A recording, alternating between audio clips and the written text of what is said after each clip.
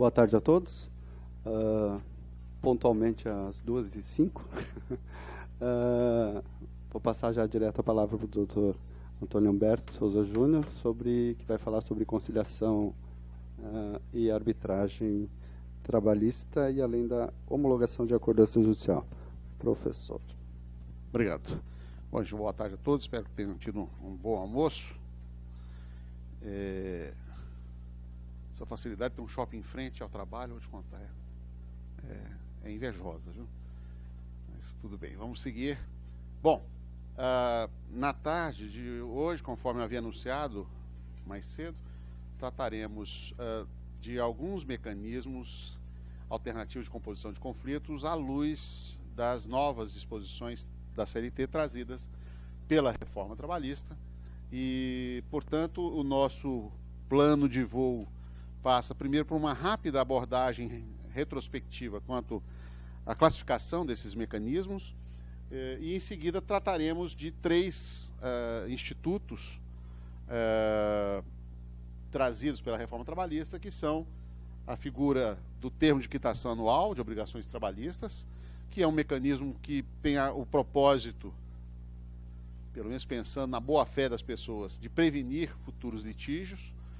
Depois falaremos sobre a homologação de acordo extrajudicial, que é uma novidade trazida pela reforma, que pela primeira vez introduziu na legislação processual trabalhista a possibilidade de um procedimento de jurisdição voluntária.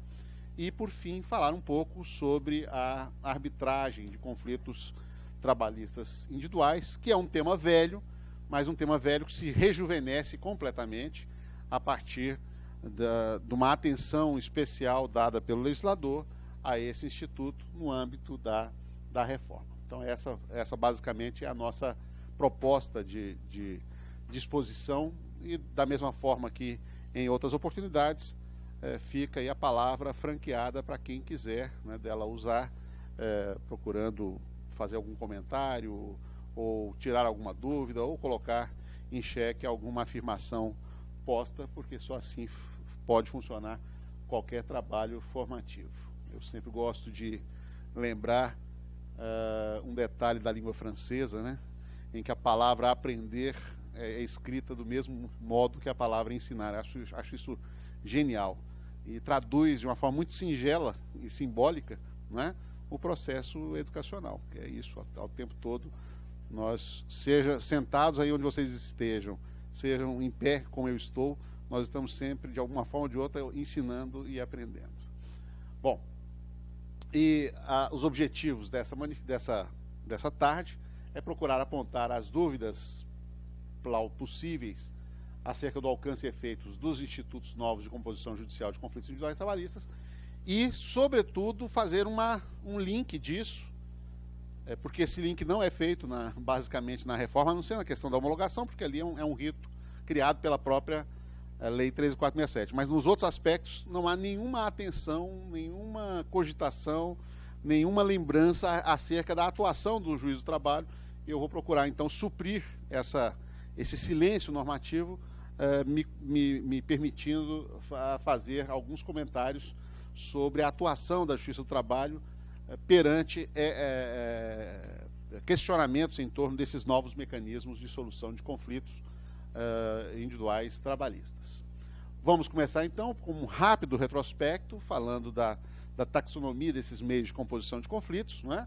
A teoria geral do processo geralmente classifica, não é, em três grandes grupos os mecanismos de solução de conflitos, começando pela autodefesa ou autotutela, que compreende a imposição de um contendor sobre o outro, não é? Esse mecanismo em países civilizados, não é? É um mecanismo eminentemente residual, excepcional.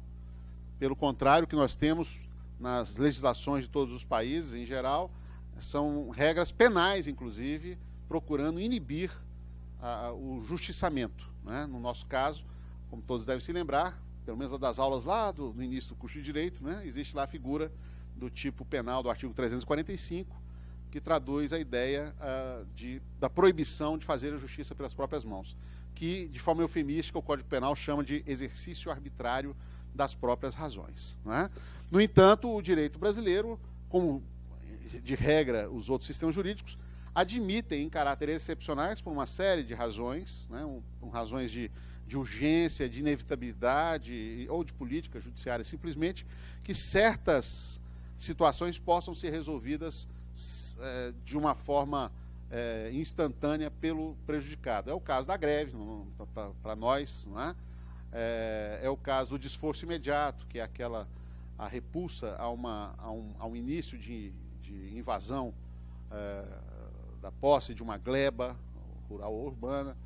A própria administração pública, né, tem diversos atos que são autoexecutáveis, ou seja, a administração pode, por exemplo, fazer recolhimento de mercadorias estragadas, flagradas pela vigilância sanitária em um supermercado, sem que precise se socorrer de uma autorização judicial. Mas poderia dar outros exemplos, mas são mecanismos efetivamente excepcionais. A regra não é essa.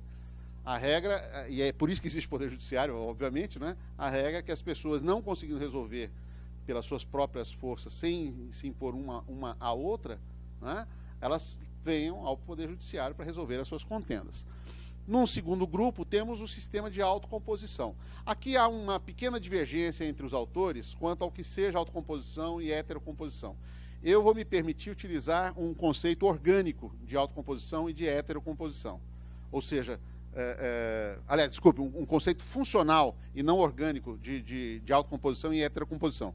Conceito funcional por quê? Porque eu me filio à ideia de que os métodos autocompositivos são aqueles métodos consensuais, são os métodos de solução consensual de conflitos, que podem contar com a presença de um terceiro, é o caso da mediação, é o caso da conciliação que nós, na Justiça do Trabalho, realizamos, é o caso da conciliação no âmbito das comissões de conciliação prévia, né, eu tenho um terceiro, ou então elas podem se dar simplesmente com atuação direta, é o que acontece, por exemplo, na negociação direta no âmbito do direito internacional. Então, o método autocompositivo é aquele método, nesse prisma conceitual, em que o centro de solução do conflito é o consenso. Né? Alguns autores vão dizer que não, que a autocomposição seria aquela em que não há participação de terceiros. A variação é essa, um conceito orgânico ou um conceito funcional.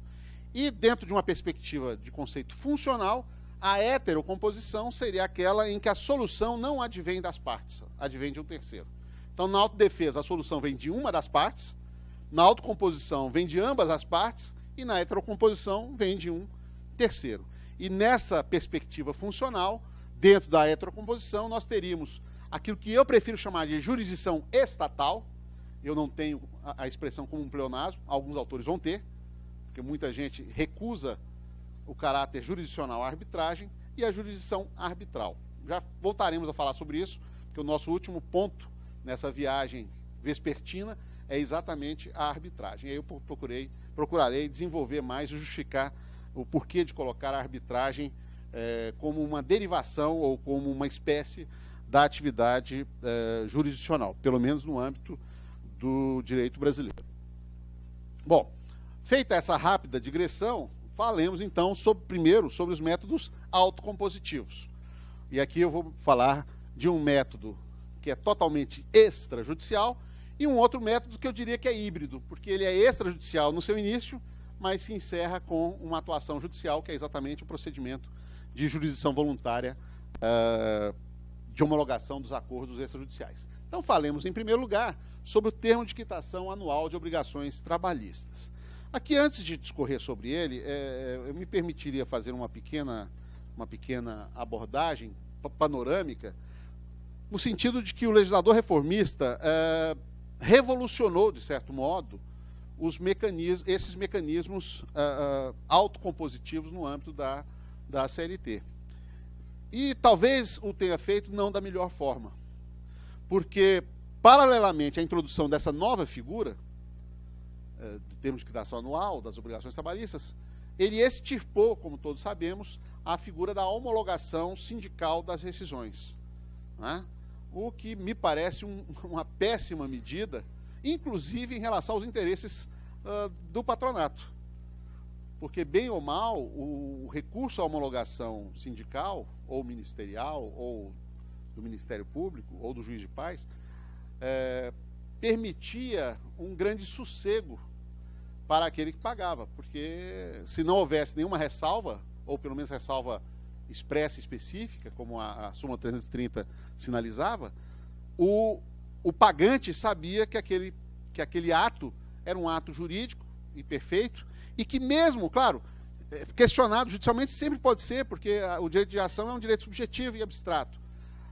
Mas todos sabiam que ao fazer o pagamento com aquela configuração, sem ressalva em relação àquela parcela ou em relação a nenhuma parcela, tinha o pagante a tranquilidade de saber que uma ação judicial que procurasse diferenças decorrentes de um pagamento mal feito não teria sucesso, né, ao fim e ao cabo.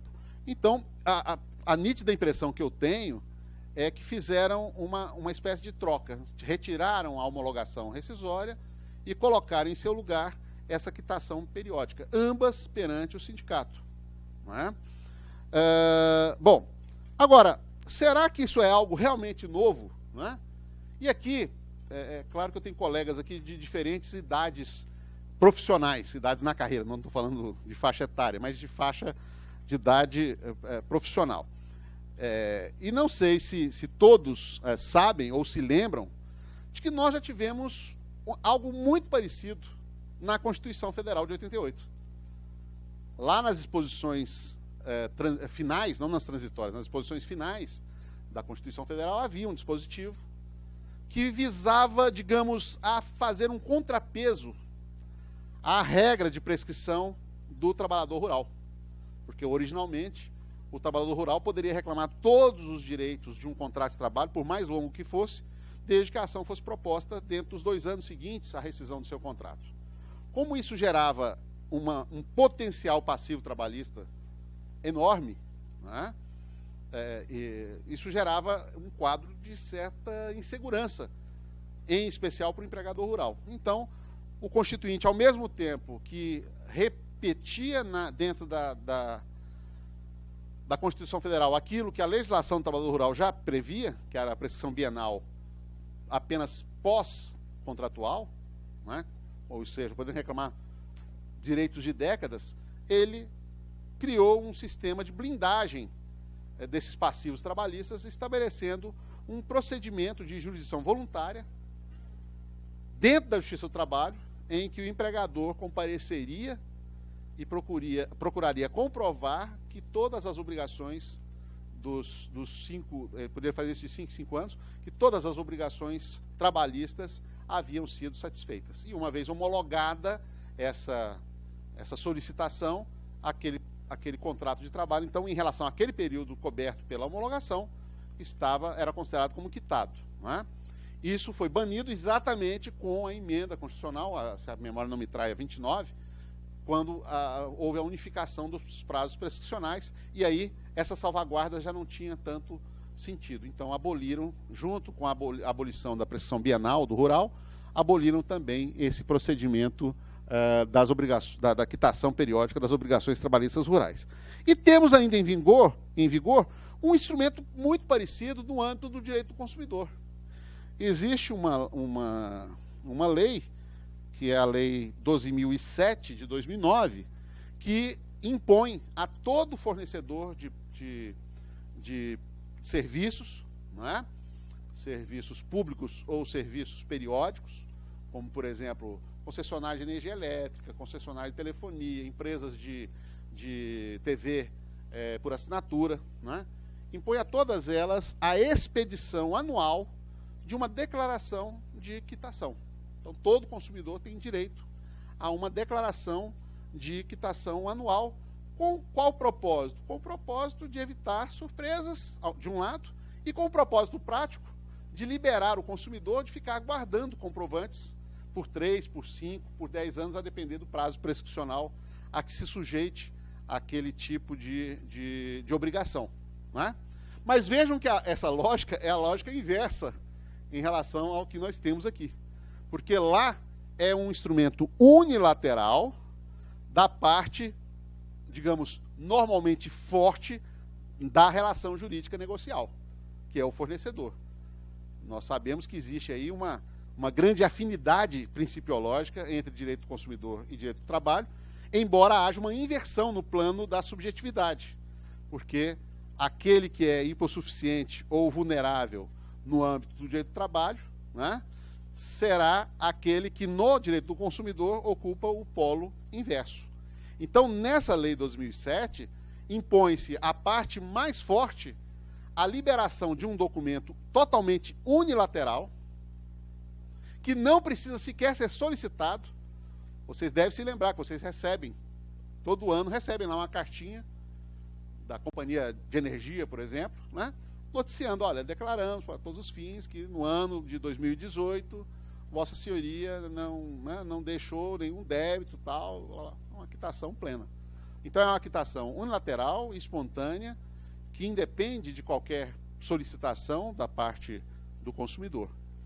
Aqui, esse mecanismo criado faz exatamente o caminho oposto. Primeiro, que ele não é unilateral, ele é bilateral. E, nesse caso, o trabalhador, que seria a parte vulnerável da relação, é convidado, e aqui posso estar sendo eufemístico ou cínico, se preferirem, ou irônico, ele é convidado pelo empregador a assinar com ele uma declaração conjunta de que todas as obrigações do ano anterior, ou do último ano, né, foram satisfeitas. E levam, então, essa declaração à atenção do sindicato, e o sindicato, então, irá, se concordar com a declaração, irá chancelar, fazendo uma homologação que cria uma blindagem sobre as obrigações constantes desse termo de quitação. Não é? Então, vejam que é um mecanismo, é um mecanismo curioso. Ele se parece com uma transação, mas não é uma transação, porque ele não se refere a obrigações presentes, ou obrigações que estejam sendo solvidas, mas se refere a obrigações pretéritas que já foram solvidas. Não é? Alguns cuidados me parecem importantes. É preciso que haja discriminação dessas verbas, ou seja, não me parece ser válida a carta branca, simplesmente o recibo de quitação em aberto, dizendo de toda e qualquer obrigação. É preciso que haja a enumeração dessas obrigações, embora nós sabemos que no Brasil, para tudo há jeito, nada impede que alguém seja orientado a colocar lá a lista de todos os direitos possíveis, né, de tal modo a atingir essa blindagem. Primeiro, que se exige a homologação sindical, e aqui, como foi revogada a regra do parágrafo 7º, lá do artigo 477, não há nenhuma outra possibilidade, senão a atuação do sindicato para isso. E aí vem a pergunta. Primeiro, o sindicato está obrigado a homologar? Obviamente que não. Se há uma exigência de passar pelo crivo sindical, pressupõe-se que o sindicato, então, tem o direito de averiguar, primeiro, se ocorreram aqueles pagamentos, segundo, se esses pagamentos foram inteiros.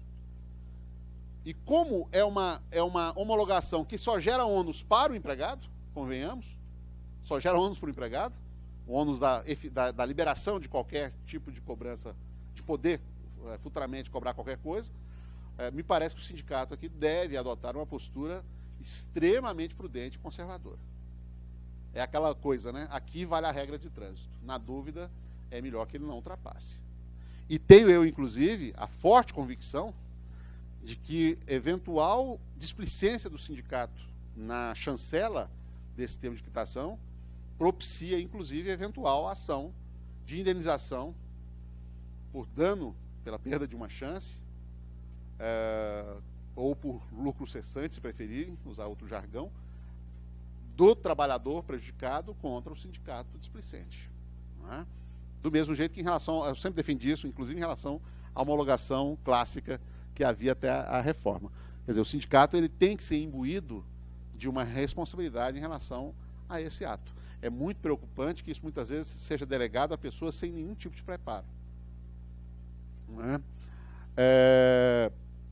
A eficácia, evidentemente, é limitada às obrigações discriminadas, por isso a importância da discriminação dessas obrigações, e me parece possível, né, que já possamos ventilar alguns problemas trazidos por esse instituto. O grande problema, me parece, o maior deles, é a questão de qual é efetivamente o grau de liberdade que esse empregado terá para emitir essa declaração. Vejo que não se trata de uma declaração pós-contratual, é uma declaração intracontratual. E também, ao contrário do que fez em relação à arbitragem e em relação à prevalência do contratado sobre o negociado e legislado, lá no 444, aqui o legislador não fez qualquer tipo de seleção de clientela para a norma. Aqui, tanto o altíssimo empregado quanto o empregado mais subalterno possível, mais miserável possível, estão abrangidos pela mesma possibilidade. Né? Então, me parece muito importante aqui primeiro, que o sindicato faça a aferição efetivamente da fidelidade daquela declaração em relação ao que efetivamente ocorreu e, evidentemente, que isso não evita, obviamente, que esse empregado, amanhã ou depois, sendo esclarecido de que foi enganado, que ele possa questionar a validade desse ato. Sempre que me pergunto sobre essas questões, como o acordo de comissão de conciliação prévia e outras coisas mais, se isso é possível ser invalidado judicialmente, eu sempre menciono uma coisa que me parece muito óbvia. Se até a coisa julgada, que advém de uma decisão judicial, transitada em julgado, aparentemente com um grau de certeza máxima, não é? Pode ser destruída, por que um mero documento celebrado entre particulares e levado a um outro particular, ainda que preste um munus público, não pode ser questionado. Então, me parece que isso seja possível, desde, é claro, que prove a existência desse vício de consentimento. Obviamente que o fato de estar regulado em lei gera uma dificuldade, porque eu parto de uma presunção inicial de legitimidade do ato.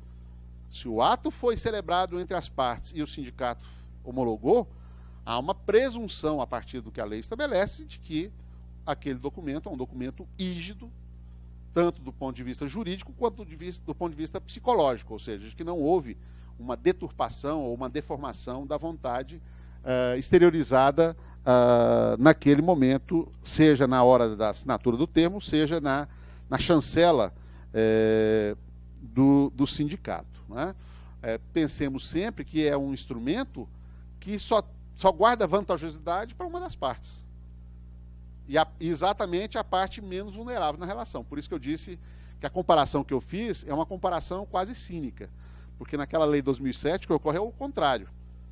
A parte potencialmente que pode ser prejudicada é a parte mais forte. Porque ela pode expedir uma declaração e depois descobrir que havia um débito ainda que ela não havia detectado. E aí, lamento muito, né, pelo caráter de vulnerabilidade do consumidor, aquela declaração assume áreas de um documento definitivo. Né, ao contrário do que acontece aqui, em que a parte vulnerável é que vai ser a grande protagonista da expedição desse termo de quitação. Isso que eu quero dizer com isso, então, que temos aqui um novo campo, né, para a realização de pressões e mesmo para assédio moral. Né, para que o empregado pode se recusar? Claro que pode. Mas qual será a reação no interior da empresa e em relação à subsistência desse contrato de trabalho dele? Né? Então, é daquelas situações em que eu não sei se eu destaco a utopia ou a crueldade de imaginar que isso seja natural. Eu colher de um empregado em atividade, com um contrato em curso, num país com 3 milhões de desempregados, não é? E muitas vezes com uma renda baixa, né? Que ele vai hesitar em aceitar a proposta de assinatura de um termo de quitação. Né? É uma forma de esvaziamento da própria movimentação forense da Justiça do Trabalho, porque evidentemente que, como eu disse, ainda que ele possa questionar judicialmente, claramente ele tem uma situação desvantajosa a partir do momento em que ele expressa essa declaração e essa declaração seja chancelada pelo sindicato. Outra coisa que eu queria colocar também é que o legislador foi muito econômico em uma série de coisas, em diversos dispositivos. E aqui também não se estabeleceu, por exemplo, se há um prazo para o sindicato proceder a essa homologação. Né? Eu aqui arriscaria um palpite de aplicar analogicamente o mesmo prazo da comissão de conciliação prévia, ou seja, 10 dias deve ser um prazo razoável para que o sindicato possa receber o documento e agendar, né, o ato de chancela, ou pelo menos o ato de entrega do documento chancelado. Também me parece muito razoável que o sindicato possa exigir documentos complementares. Ah, o FGTS está recolhido? Então eu quero ver as guias recolhidas.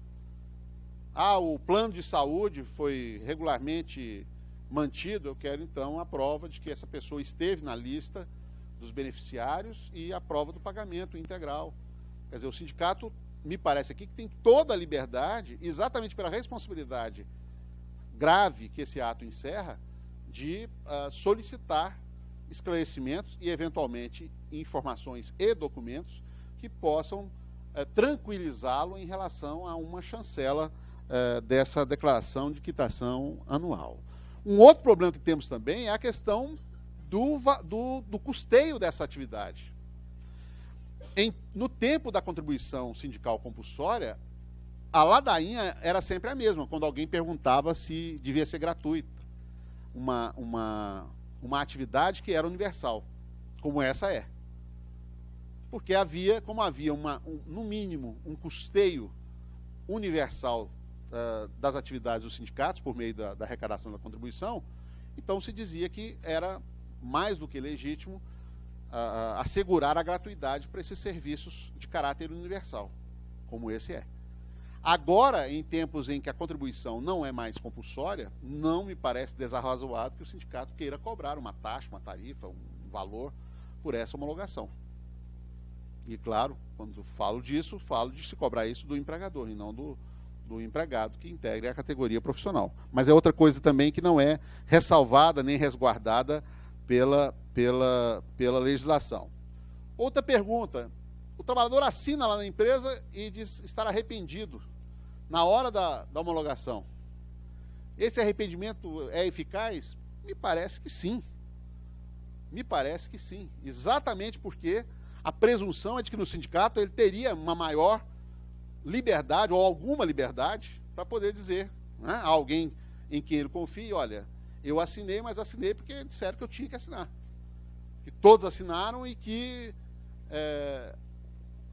a perspectiva nas entrelinhas para quem não assinasse não era boa. Óbvio que isso eu estou falando do ponto de vista hipotético, porque imagino que se a empresa estiver pressionando, dificilmente ele vai ter coragem, vai ter essa coragem de, na hora H, né, refluir da declaração. Mas é outra possibilidade existente que me parece que não deve ser desprezada. Não é? Portanto, é um instrumento novo, é um instrumento que, do ponto de vista, pensando em pessoas de boa-fé, é muito interessante, porque, de fato, gera uma tranquilidade para o empregador bem intencionado, no sentido de não ser colhido de surpresa. É uma solução equilibrada sob o aspecto da especificação. Nesse ponto, ele me parece uma evolução em relação às comissões de conciliação prévia, porque nas comissões a lógica é inversa. Lá, o que vale como regra é a eficácia geral, é a quitação genérica. Aqui não é a quitação genérica. Mas, mesmo assim, tudo vai estar na dependência de uma atuação séria dos sindicatos, que deve se imbuir da consciência de que eles não estão ali apenas para bater carimbo. E esse é um problema do novo ambiente sindical que temos pós-reforma. O fato de ter havido uma destruição das bases de financiamento das organizações sindicais, né, pode turvar, infelizmente, o comportamento delas, tendendo a uma certa imprudência ante a perspectiva de recebimento de alguns trocados para a realização daquele serviço. Né? Mas o sindicato, então, tem essa função, não só de chancelar, mas também de recusar, de aconselhar o trabalhador, de exigir esclarecimentos do empregador, como acontecia, aliás, nos tempos da homologação rescisória, em que a participação do sindicato era basicamente a mesma. A diferença aqui é que nós podemos ter um espectro maior de obrigações, considerando que vai envolver o último ano dessas obrigações pendentes. Né?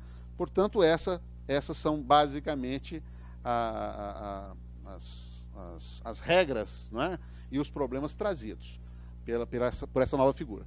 E como não há, como eu disse, nenhum cuidado procedimental no âmbito da CLT quanto a essa nova figura,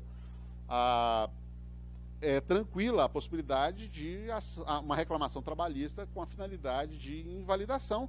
E como não há um rito especial para esse tipo de pedido, não me parece nem um pouco desarrazoado que o trabalhador faça um pedido daquilo que o professor Ovídio Batista gostava de chamar de pedido cumulativamente subsidiário. Ou seja, ele faça um primeiro pedido de invalidação daquele termo de quitação anual, historiando ou fundamentando por quê, e, se acolhida aquela invalidação, a reclamação dos direitos postergados ou sonegados, né, a partir daquela declaração de blindagem de obrigações trabalhistas. Pois não.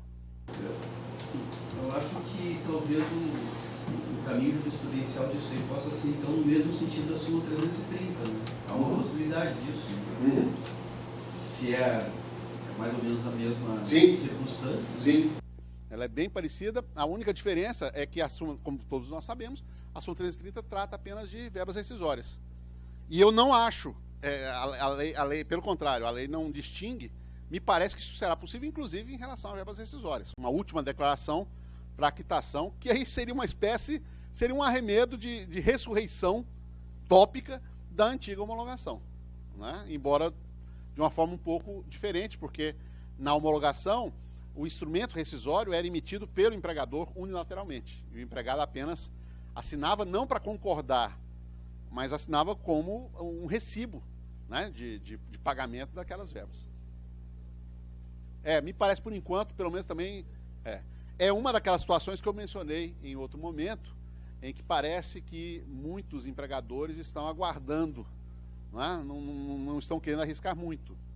Exatamente porque existe, não há nenhuma garantia de que a existência de um vício de consentimento não propicie que o trabalhador emplaque uma ação desprezando aquela declaração e podendo reclamar normalmente seus direitos e gerando apenas um ato burocrático a mais dentro da rotina trabalhista. Não é? Então, basicamente, me parece que é isso que enseja. E, claro, considerando que a declaração se dá apenas entre empregado e empregador, obviamente, essa quitação não pode envolver obrigações que afetem terceiros. Não é? Eu tenho até dúvida em relação ao próprio FGTS, considerando a natureza híbrida, considerando que ele se destina, enquanto não levantado pelo trabalhador, se destina ao financiamento de uma série de serviços e obras de interesse público. Exatamente. Né? Então, me parece que aqui deve ser analisado com muita parcimônia essa possibilidade de quitação anual das obrigações trabalhistas. E por isso eu concluo que, se isso virar uma prática, é mais um foco de judicialização. Quer dizer, é mais uma prova de que o discurso de que a reforma veio para reduzir as ações trabalhistas é um discurso bem discutível. Né? Porque se a pessoa, se o empregador resolver adotar isso pode gerar uma reação, que é a criação de mais um tipo de ação que nós não tínhamos antes. A ação para invalidação do termo de quitação anual das obrigações trabalhistas e até ações coletivas. Imagino que uma empresa faça isso sistematicamente. O sindicato ou o próprio Ministério Público pode entrar com uma ação coletiva, né, visando a invalidação genérica de todos esses termos, considerando as circunstâncias condenáveis em que ele é colhido. Bom, a outra figura que temos, envolvendo conciliação, é uma figura híbrida, que é a homologação de acordo extrajudicial, né, no âmbito da Justiça do Trabalho. Eu arrisco dizer que, na verdade, vocês aqui já experimentavam, antes da reforma, algo similar ao que foi implantado agora. Porque isso é algo comum nas regiões. Como o empresariado, em geral, minimamente bem orientado por advogados, sabe que um acordo na Justiça do Trabalho, com aquela velha e clássica fórmula pelo extinto contrato de trabalho, o despreocupa em relação a qualquer tipo de ação futura, né? não era incomum, pelo contrário, não era incomum, a emergência de situações em que o trabalhador, uma vez dispensado, era convidado a procurar um advogado, indicado pela própria empresa, para viabilizar o pagamento da sua rescisão. Ele procurava esse advogado, o advogado então entrava com uma reclamação, faziam a audiência, homologava aquele acordo e aquele contrato estava habilitado, né? A famosa lide simulada. E um dos argumentos que muitos utilizavam para não admitir esse tipo de homologação é exatamente dizer que a Justiça do Trabalho não tinha competência para conciliar acordos, para homologar acordos extrajudiciais. Se já fizeram o acordo lá fora, não precisaria trazer isso para a Justiça. O caso já estaria resolvido. As partes já estavam pré-combinadas, porque os acordos eram feitos sempre antes do ajuizamento da ação. Então não havia interesse em movimentar a máquina do judiciário trabalhista. Claro que isso era uma fundamentação que escondia a verdadeira fundamentação, né? Sabíamos que aquilo era, normalmente, uma estratégia de prática sistemática de fraude trabalhista, né? Quantas e quantas vezes eu, em audiência, lá em Brasília, nós temos, inclusive, uma orientação antiga da nossa corregedoria, muito antiga, de que o acordo não deve ser homologado sem a presença, pelo menos, do trabalhador. Exatamente para conferir qual o grau de sinceridade da vontade exteriorizada, ou qual o grau de ciência dele quando o acordo seja celebrado só pelo advogado, e principalmente qual o grau de pureza, de idoneidade, de autenticidade daquela composição. E é engraçado que a pessoa que pratica fraude, normalmente ela geralmente é assodada, né? Então é muito comum, ou era muito comum, a apresentação de petições de acordo 1 ou 2 dias após a distribuição, ou seja, antes de ser notificado o reclamado, já aparecia a petição de acordo, o que é algo que, convenhamos, não é usual, né? A não ser que haja uma grande coincidência de um empresário muito bem intencionado, né, que esteve em dificuldade, agora não está mais, e coincidiu dele procurar um empregado, mas não era isso que acontecia. E aí, quantas e quantas vezes você ia indagar a pessoa, geralmente o empregado estava sem advogado na hora da audiência.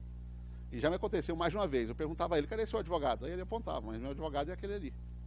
Porque eram normalmente advogados da mesma banca, né? O advogado da empresa e o pseudo-advogado do reclamante. Então, era algo que já pertencia à nossa rotina, embora em forma de fraude. Agora, aquilo que era feito como fraude, agora é feito como um ato regular, né? Ou seja, o legislador foi muito cuidadoso, alterou as regras de competência lá na CLT para instituir expressamente a competência para a jurisdição voluntária, ou seja, nós não estamos mais presos ao modelo da Constituição e da própria CLT, que antes não previa essa possibilidade, e previu, então, a possibilidade de que pudesse ser celebrado, então, um acordo extrajudicial antes de ajuizada uma ação e que esse acordo fosse apresentado ao Poder Judiciário, não é? Mas houve, justiça seja feita, alguns cuidados em relação a esse procedimento, porque o legislador, por mais que tivesse uma certa vocação de dar um determinado tom à reforma trabalhista, ele também não poderia ignorar a realidade e as possibilidades múltiplas de perpetração de fraudes. E aí algumas salvaguardas foram estabelecidas para esse procedimento. Aliás, é um dos institutos com maior número de dispositivos. Aqui, ao contrário, o legislador procurou ser mais minucioso, né? Assumindo aí um grau de maior cautela em relação a um novo instituto instituído. A primeira coisa é que a petição há de ser conjunta, claro, nada mais natural. A petição deve ser trazida por ambos, então não é mais uma ação, mas um pedido que é feito. Aliás, lembrando aqui da doutrina do processo civil, nós sequer podemos falar a rigor em partes aqui, o que eu tenho interessados, porque não há, a rigor, pelo menos aparentemente, não há litígio. O litígio foi pré-conciliado, né? O que eu tenho são pessoas interessadas na chancela judicial para que aquele ato assuma uma maior segurança jurídica. Um outro cuidado, me parece muito importante, é a exigência de advogados diferentes para o empregador e o empregado nessas ações. Dessa regra advém duas consequências interessantes. Primeiro, que pela primeira vez a CLT estabelece o banimento do ius postulandi nas ações em curso no primeiro grau. É a primeira vez, então, que nós temos a proibição de prática de ato postulatório pela parte sem a presença de advogado. Essa é uma primeira consequência. A segunda consequência é que, quando fala em advogados distintos, evidentemente que o legislador não quis só dizer que seria necessário mais de um advogado, porque isso não teria nenhum significado. A assinatura de um advogado não pode valer menos do que a assinatura de 2 advogados em relação ao mesmo ato. Quando ele fala na pluralidade, só pode ser com a intenção de que os advogados atuantes representem os interessados individualmente falando. Ou seja, não podem 2 advogados de uma mesma banca, seja uma sociedade de advogados, seja uma banca informal, porque muitas vezes os advogados trabalham em regime de cooperação ou colaboração, eles não podem atuar juntos pelos interessados. Pois é, não há hipótese. Porque aí tem a ver com a primeira observação que eu acabo de fazer. Nesse caso, o ius postulandi não vale. A presença do advogado é obrigatória. É um microempresário, não tem condição de pagar advogado. Então, procure a defensoria. Para a defensoria verificar se o caso dele comporta atuação e ela vai atuar por ele. Não há problema quanto a isso. Não é? A lei disse o óbvio, que o sindicato pode atuar como assistente do trabalhador. Isso é dizer o óbvio, claro. Ele não poderia afastar que essa assistência advocatícia possa ser feita pelo sindicato, mas o certo é que é importante dizer, então, e essa, para mim, é uma solenidade essencial para a validade do ato.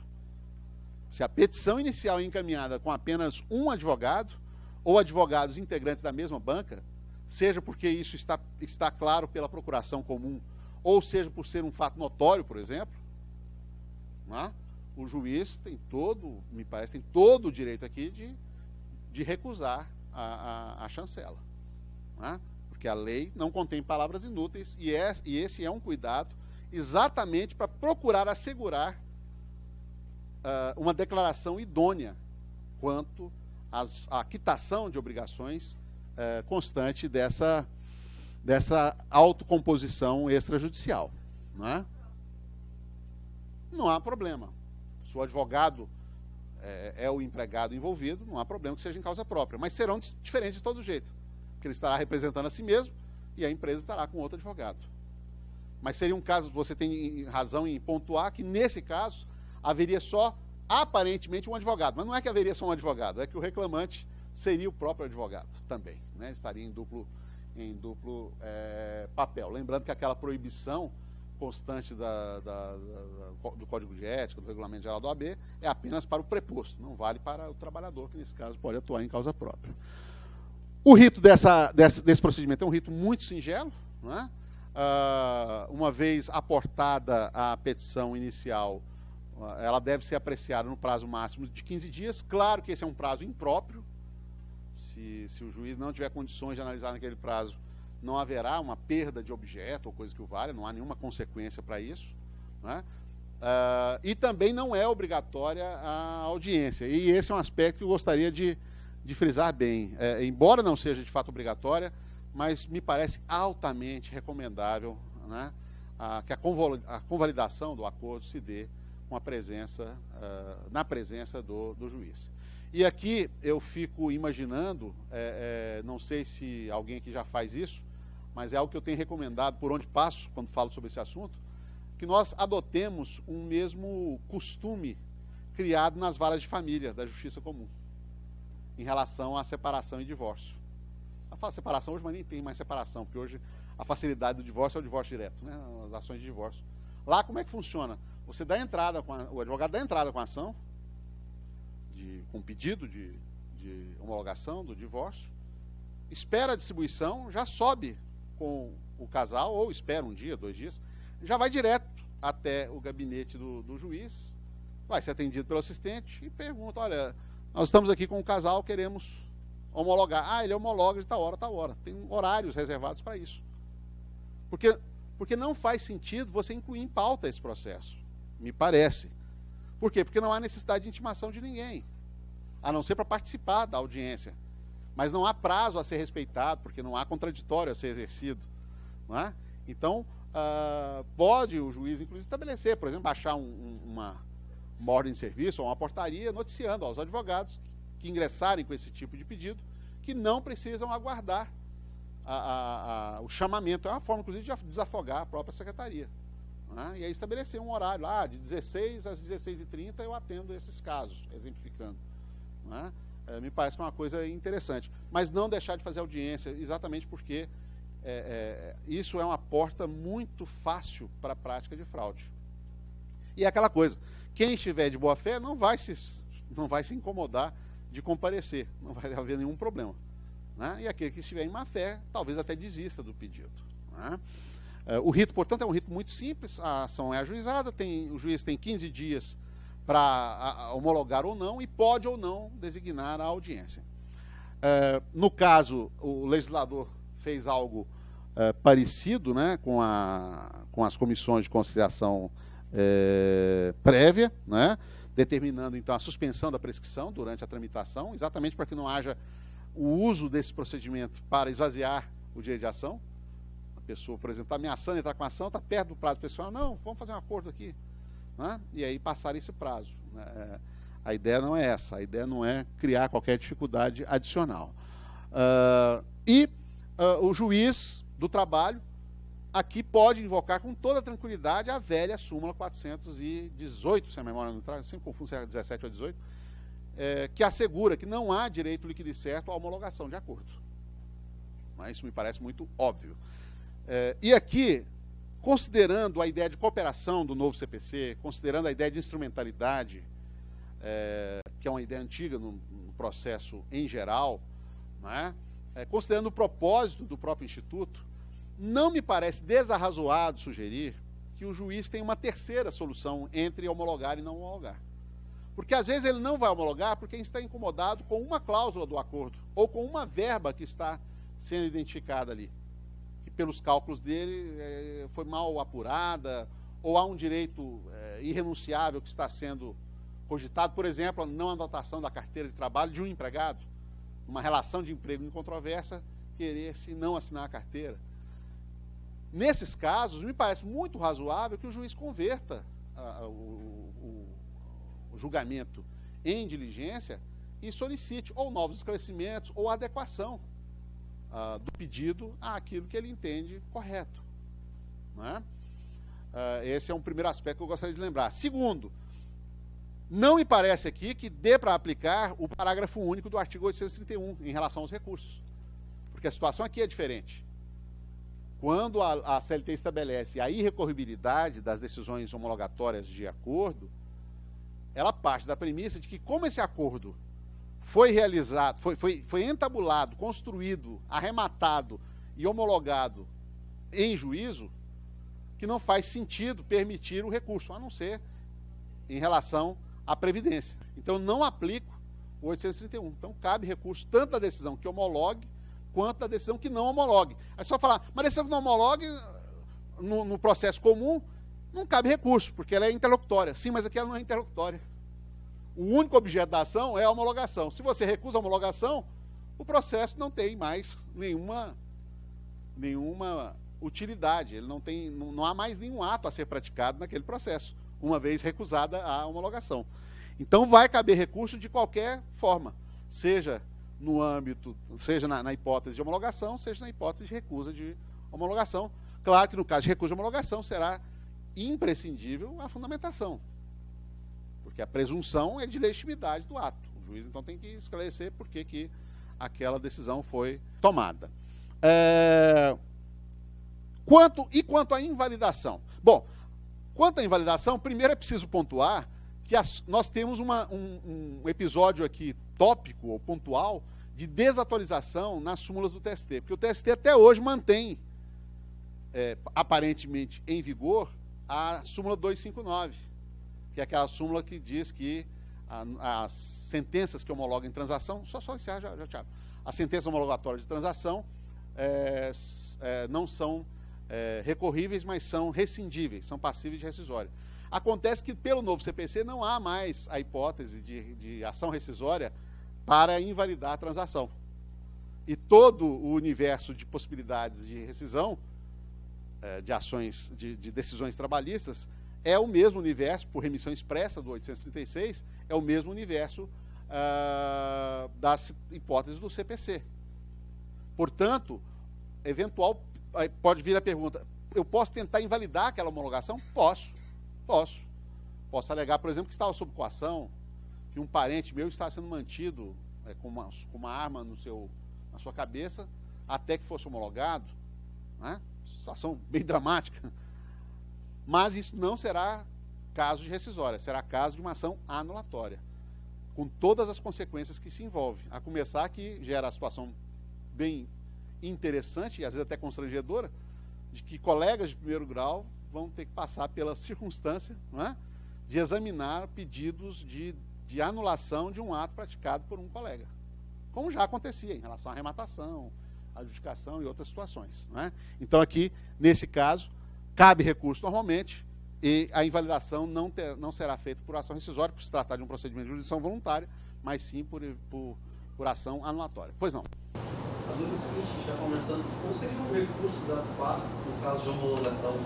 Na verdade, esse recurso, no caso de homologação, seria de terceiros, da União, por exemplo, em razão das verbas? Pode ser, mas pode também acontecer, imagine a seguinte situação, o juiz homologa parcialmente o acordo, ou homologa, mas acrescenta uma ressalva ou uma obrigação que as partes entendem indevida.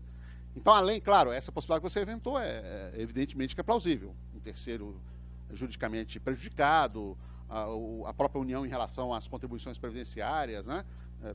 Há essas possibilidades. Mas mesmo entre as partes haveria essa possibilidade por conta dessa perspectiva de uma eventual deturpação, entre aspas, né? Daquilo que tenha sido acordado. Então, em tese, cabe recurso. E como eu disse, porque o regramento aqui é diferente. Ok? É mais difícil. Teria o juiz poder honorar parcialmente ou digamos, deturpar alguma das cláusulas disso? Veja, poder tem, né? Se está correto ou não é outra história. Mas poder tem. Ele pode homologar em parte. Ele manda, por exemplo, regularizar, a parte não regulariza e ele homologa. Não acho prudente, porque num ambiente de transação é evidente que tudo importa. E se uma parte daquele acordo está sendo descartada, não pelas partes, mas pelo juiz, é claro que ele pode estar aí deformando o próprio acordo.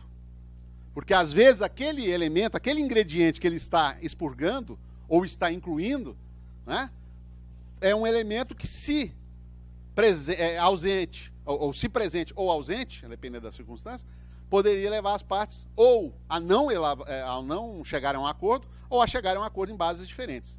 Então, eu, pessoalmente, acho que são, particularmente, eu defendo o seguinte, que são 3 as hipóteses.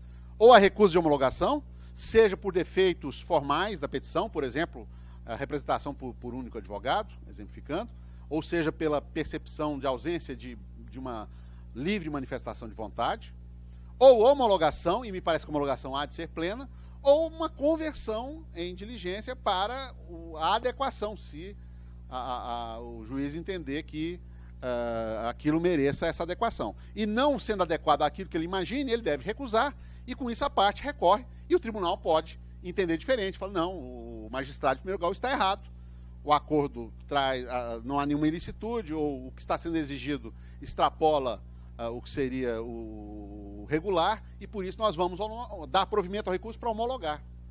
Não é? Então haveria aí múltiplas possibilidades, mas eu concordo contigo no aspecto de que particularmente não entendo razoável ou plausível juridicamente que o juiz homologue em parte. Se não houver, a menos que haja, claro, a menos que haja um ajuste das partes querendo que, retire essa parte. Mas ele não será nenhuma homologação parcial a rigor, será um aditamento da inicial, né, que retirou uma parte do acordo e ele vai continuar homologando por inteiro, só que agora uma nova versão trazida pelas partes. Pois não. Posso trazer uma questão aqui? Pode. enquanto essa legislação nova traz situações que difíceis, né? Difíceis, assim, o que aconteceu comigo lá? 35 ações pedindo a homologação de acordo extrajudicial, fui olhar, não é? Empresa sem advogado. Ai, que bom. Qualquer coisinha não dá. Não deu, então não vai dar. Na mesma hora, eles vêm advogado para a empresa. Então, também não dá, porque são vários. Enfim, criei todas as dificuldades, mandei para o Ministério Público, porque me parece uma despedida coletiva, né? Eu bem preocupada com aquilo aí. A empresa entrou em recuperação. Tá. O Ministério Público veio com um parecer maravilhoso e criou diversos requisitos, não sei o quê, mandei fazer. Digo, não vão conseguir. Eles fizeram todos. Eu tentando, né, não homologar. Bom, por último, chegou na hora, estava quase tudo ali, mas eu digo que agora vou ter que homologar. Tinha que vir o administrador. O Ministério Público disse que tinha que vir o administrador. Eu digo, não veio o administrador. Eles, a senhora nos dá 5 minutos? Capturaram o administrador e trouxeram o administrador. Você tinha que homologar, não é possível. Mas aí não tive o que fazer. Aí, e o que eles pediram? Não, eu quero que o senhor veja a situação de fato, veja só no que se transforma. E que deveriam vir empregado por empregado, porque tem a suspeita de fraude a credores, né? Vieram, né? Empresa que trabalha para o interior, não sei o quê, gente que viaja, o foro tinha gente até pela esquina. Um por um, com a carteira, não teve jeito, né? O que aconteceu? Eu passei horas e horas e horas examinando carteira, falando com pessoa. Isso me parece que não é atividade para juiz, sabe? Essa figura aí trouxe o sindicato para dentro da vara. Mas essa foi a acusação. Mas eu não posso passar o resto agora do tempo fazendo isso. A primeira impressão que todos tiveram foi exatamente essa mesmo. Que trocaram o sindicato pela Justiça do Trabalho. Mas era a frente do sindicato, aquela, né? A gente fica... E uma questão pequena, sim, examinar sim. Se a pessoa... Isso, e com um detalhe, né? É muito interessante.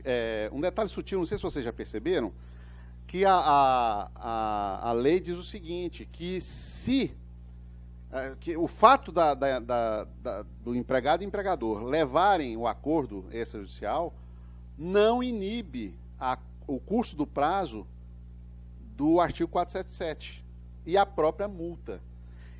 Ou seja, está claro, essa regra deixa claro duas coisas. Primeiro, que pode ser feito pagamento rescisório por meio desse tipo de acordo. Me parece muito claro. Segundo, que me parece defensável que, se houver demora no pagamento da rescisória, que o juiz possa exigir o pagamento da multa do 477. Porque a lei resguarda de forma expressa que a multa do 477 é devida. O certo, então, é a empresa dar entrada no pedido e, dentro do decêndio legal, após não o ajuizamento, mas após a extinção do contrato, né, efetuar o pagamento e comprovar nos autos. Porque, senão, estará incorrendo aí em um ilícito trabalhista consistente no atraso do pagamento. Tá, então a minha pergunta é a seguinte, assim, como é que eu posso evitar esse tipo de coisa? Não tem como evitar. Pensando, não, vão tentar, é uma situação nova, vão tentar. Não tem como evitar. Digo assim, o que eles precisam? Me parece que estava tudo certo, eles queriam resolver sim. E tudo mais, sim. Eles não poderiam fazer, por exemplo, assim, um divórcio, como o senhor deu o exemplo. Gente, não pode fazer no tabelionato, porque ele não pode fazer uma confissão de dívida. Eu acho que eu já... E constar tudo aquilo ali, e depois executar, se for o caso. Eu tenho dito, e acho que vocês talvez já tenham percebido isso, eu sou extremamente crítico em relação a uma série de coisas da reforma, além da reforma em si. Mas, como operadores judiciários, nós temos um limite, que é a lei.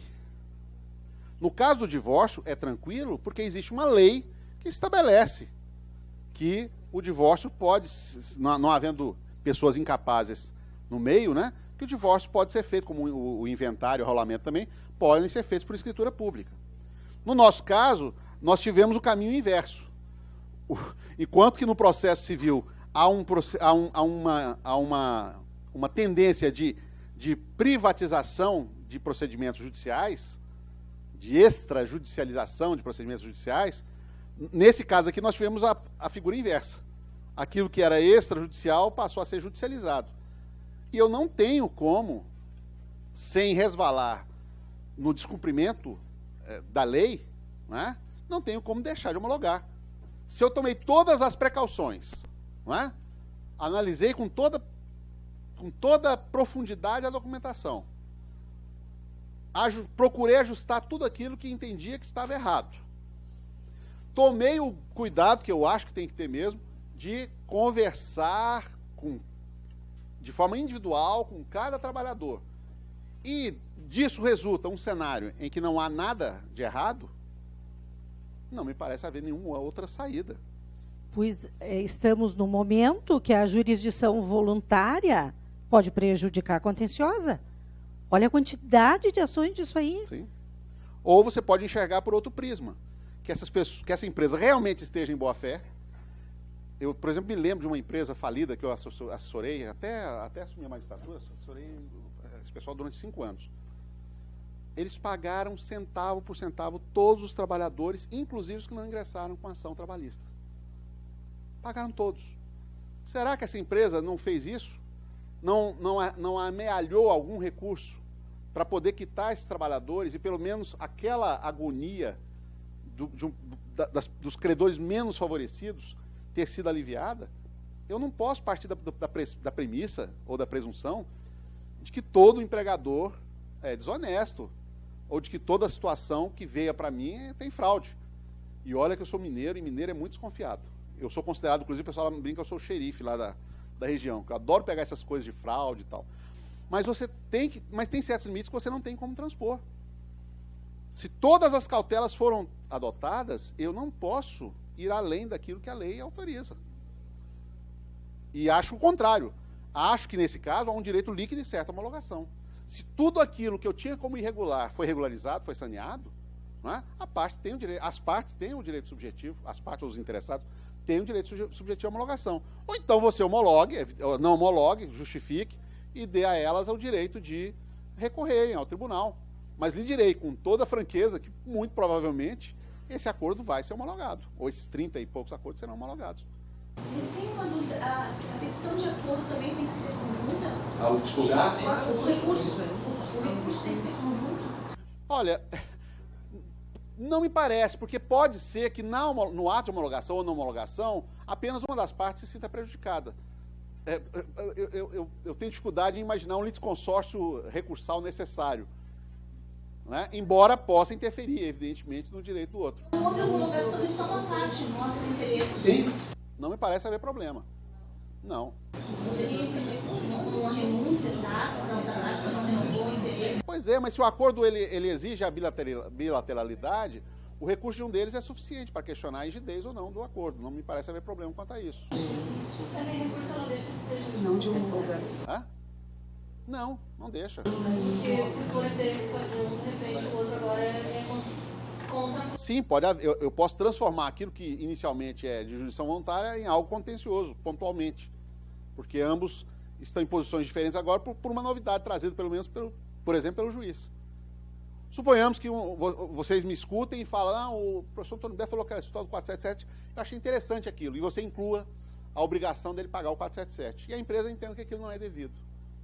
É claro que o trabalhador não vai recorrer, não tem interesse nenhum em recorrer contra a condenação no 477, mas a empresa vai ter. Percebe?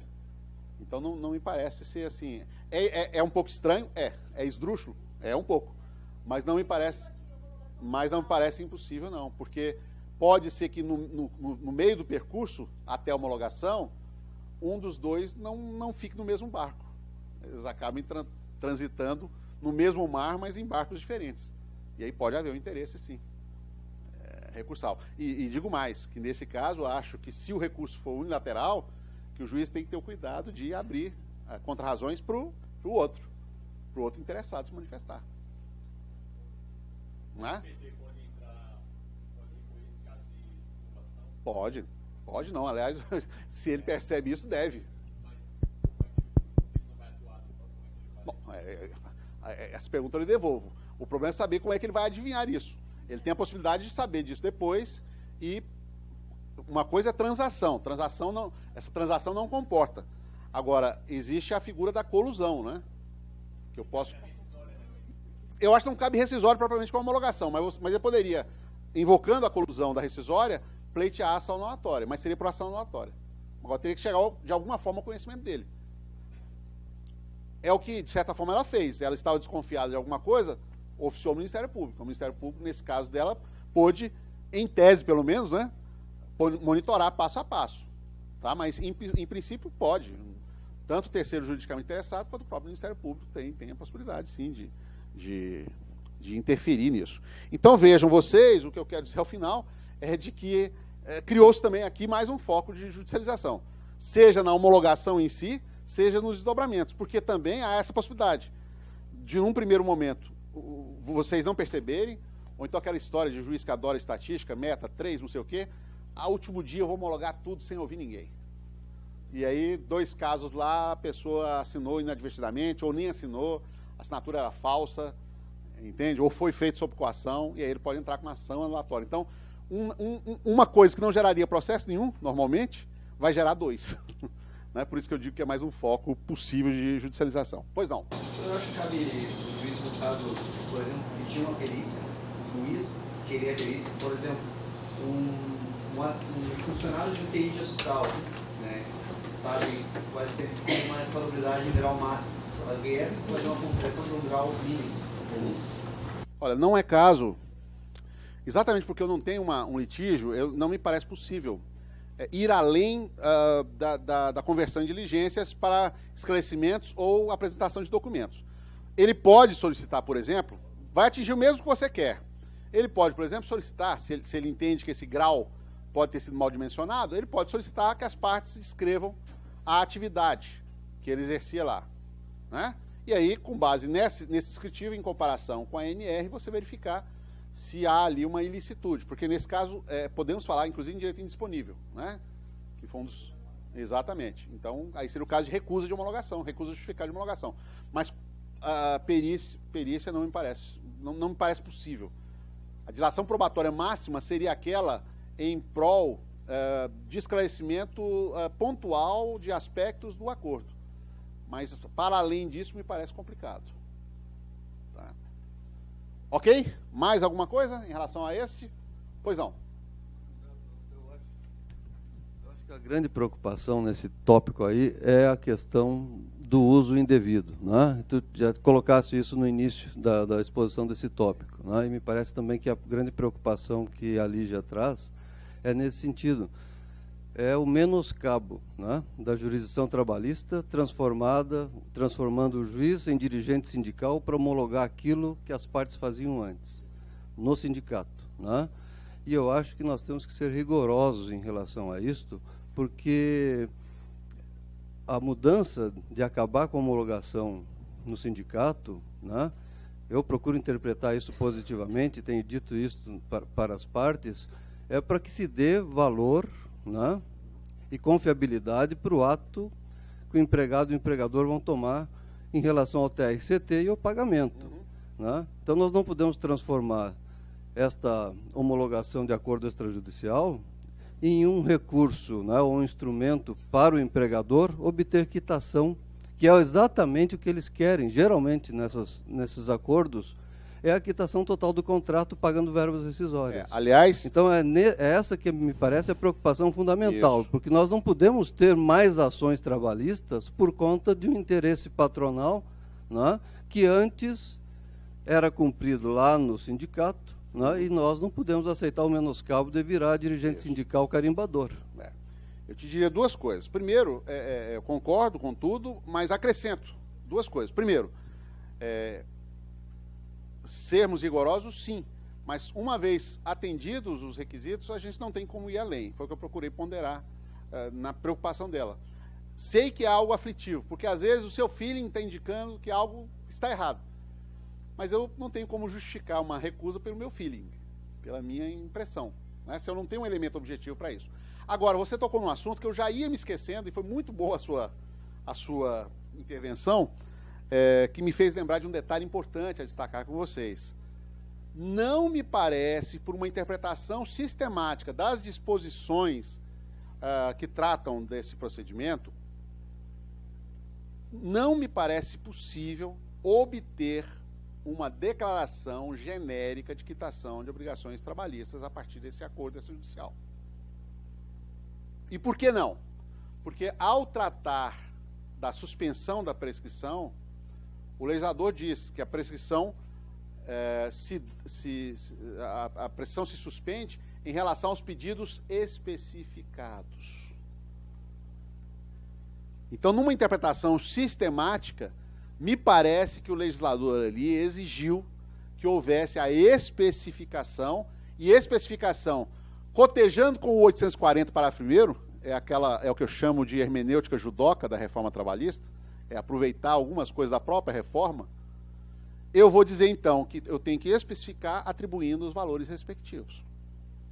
E aí só vou quitar aquelas obrigações constantes do recibo. Se essa interpretação vingar, já estaremos com um bom caminho para evitar maiores consequências no caso de alguma manobra fraudulenta. Porque o grande mal é esse. É eu não conseguir detectar o problema, eu não ter uma base argumentativa ou probatória para recusar a homologação e haver um pedido de quitação genérica. Não me parece que isso seja possível, nem na declaração de quitação anual, que nós acabamos de ver, nem nessa quitação dada pela CLT agora com o novo procedimento. A hipótese que nós admitimos de quitação genérica é uma hipótese em que a transação, hipoteticamente, é construída sob os olhos e a vigilância, e muitas vezes sobre o esforço e o estímulo do juiz do trabalho.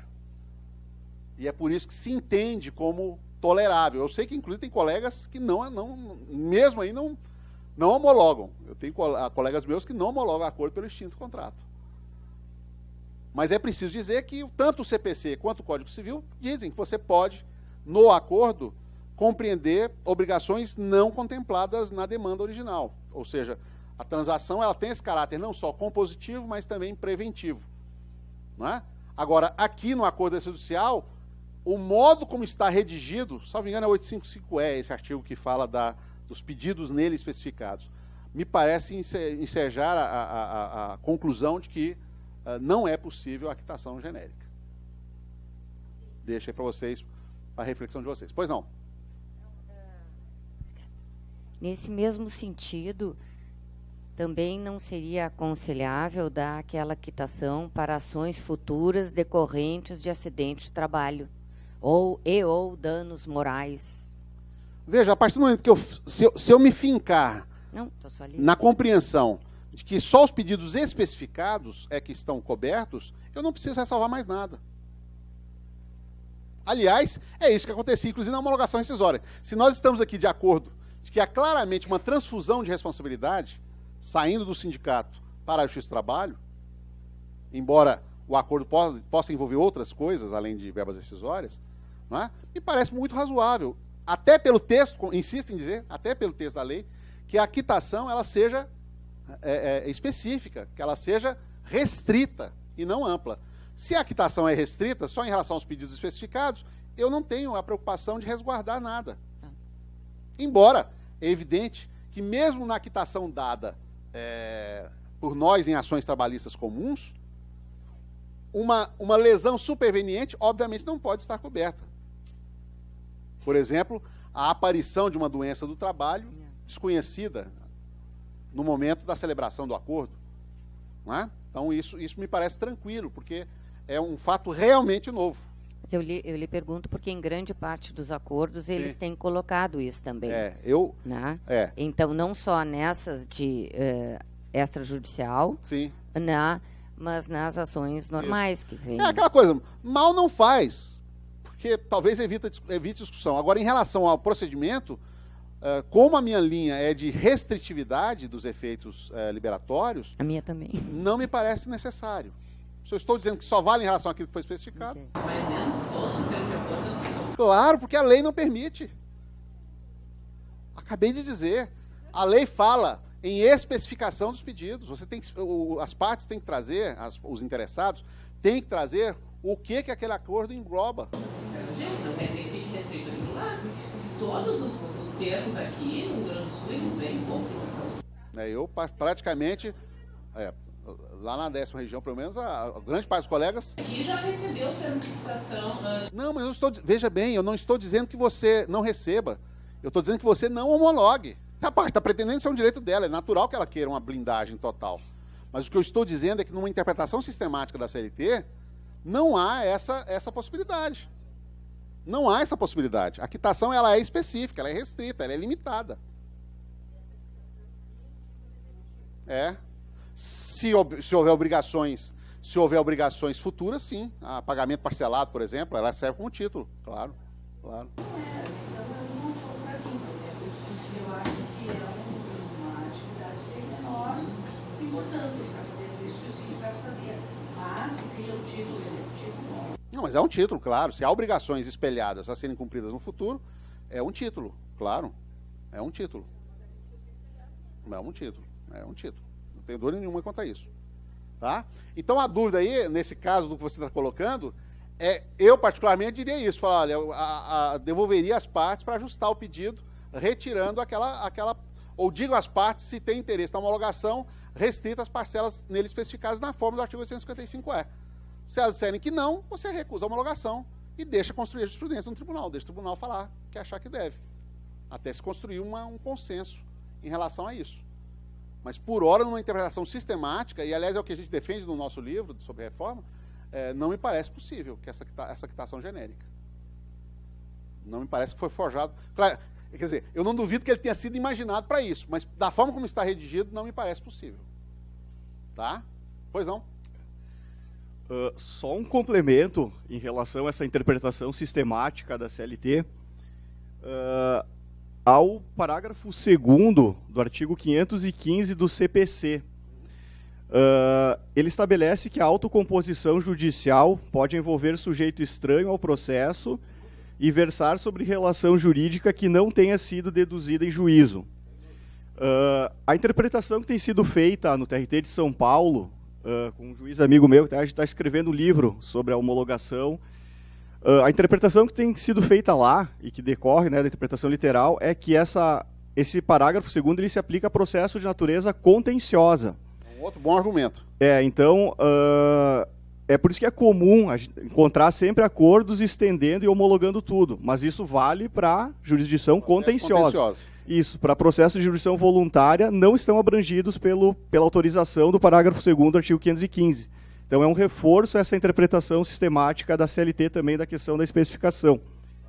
E só mais um ponto em relação à questão da Justiça do Trabalho se transformar um órgão meramente homologador, em substituição ao sindicato. Eu penso que o conceito de transação é que vai afastar isso, vai impedir isso. Porque é preciso que tenha res dúbia. Inclusive, na exposição ali da causa de pedir, a necessidade que se faça uma breve exposição dos fatos a respeito de onde reside essa res dúbia. Senão, sequer se caracteriza como transação. E não se caracterizando como transação, aí não caberia nem a homologação. Aí seria só substituir o sindicato mesmo. Então, a pedra de toque que diferencia, o que valoriza o Instituto, é a existência de res dúbia, que se insere no próprio conceito de transação. Sem ela, não há transação. Essa tese é defendida por muitos. Agora, ela encontra uma dificuldade de sustentação plena e tranquila, porque efetivamente o dispositivo não fala disso. Ele cogita da ideia de que as pessoas possam. Mas é muito razoável a construção, e já vi, não são poucos os colegas que defendem isso, a necessidade de uma narrativa mínima, né, que permita perceber aonde houve uma composição. Porque se houve apenas um pagamento, não haveria necessidade de levar ao judiciário, se é só um pagamento. Agora, se é um acerto de composição, né, um acerto transacionado, é claro que isso faz sentido. Ok? Bom, nós estamos com o tempo nosso bem esvaído, eu vou fazer alguns comentários rápidos sobre arbitragem, que é o nosso terceiro tema. Não acho ruim não, porque significa que o assunto realmente demanda muita perplexidade, mas falemos um pouco dessa última figura inserida no âmbito da CLT, em especial no artigo 507-A. Bom, o que é arbitragem? Basicamente, a arbitragem é um sistema de solução de conflitos em que as pessoas, antes ou depois de surgido o conflito, confiam a um terceiro imparcial a solução da sua demanda. Ou seja, é uma jurisdição escolhida, é uma jurisdição seletiva. Não é? Por isso que eu digo que, e a doutrina em matéria de direito arbitral é bem clara nisso, que a arbitragem tem natureza jurisdicional. Ao menos se eu adotar um critério de jurisdição, um critério funcional. Porque há quem defenda que a jurisdição é todo ato de solução de conflitos pelo Estado. Claro que, nesse caso, a arbitragem fica fora. Porque a arbitragem pode ou não ser estatal. Alguém pode falar, mas pode ser estatal? Pode. A própria lei complementar do Ministério Público prevê expressamente a atuação do Ministério Público do Trabalho em arbitragem, sem fazer qualquer ressalva. Não é? Então, o primeiro ponto a considerar é que a arbitragem, portanto, tem uma função absolutamente em função idêntica à nossa, idêntica à da jurisdição estatal. A diferença é a fonte da sua legitimidade, porque, no caso, a nossa atuação é legitimada pela Constituição Federal e pela lei. Repetindo Weber, a lei estabelece o monopólio da violência, da coação estatal, né, que é exercida pelo Poder Judiciário. Então, ninguém pode recusar a atuação e pode descumprir uma ordem do Poder Judiciário.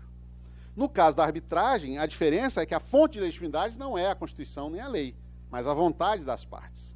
Aliás, foi esse raciocínio, e é engraçado como as pessoas têm uma memória fraca, porque eu fiz uma nova pesquisa para preparar o material para conversar com vocês sobre arbitragem, e é engraçado como ninguém se lembra do primeiro precedente do Supremo sobre a Lei 9.307, que é um precedente engraçado que tratava de um processo anterior à lei, mas que o Supremo, como é o Supremo, ele se pronunciou incidentalmente para dizer que a lei era constitucional, exatamente sob esse prisma. O que seria inconstitucional no Brasil seria a arbitragem necessária, arbitragem obrigatória. Criar-se um dispositivo legal que estabelecesse que, para determinada demanda, a arbitragem é o único caminho. Isso não posso. Agora, estabelecer que as partes podem eleger árbitros, podem instituir o juízo arbitral, como isso deriva da vontade, do mesmo jeito que eu posso não entrar com uma ação, não posso? Do mesmo jeito que eu posso não entrar com uma ação, eu posso, então, escolher junto com a outra pessoa que, se tivermos algum problema, ou tendo um problema, nós vamos buscar a via arbitral para a solução do nosso conflito.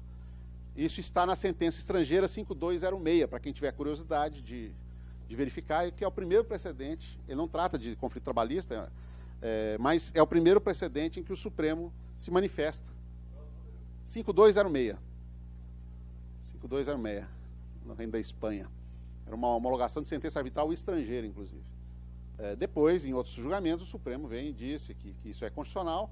E em relação à Justiça do Trabalho, há pronunciamentos do Supremo também dizendo que não é matéria constitucional avaliar se a arbitragem é possível ou não no âmbito trabalhista, porque isso depende de análise da legislação infraconstitucional.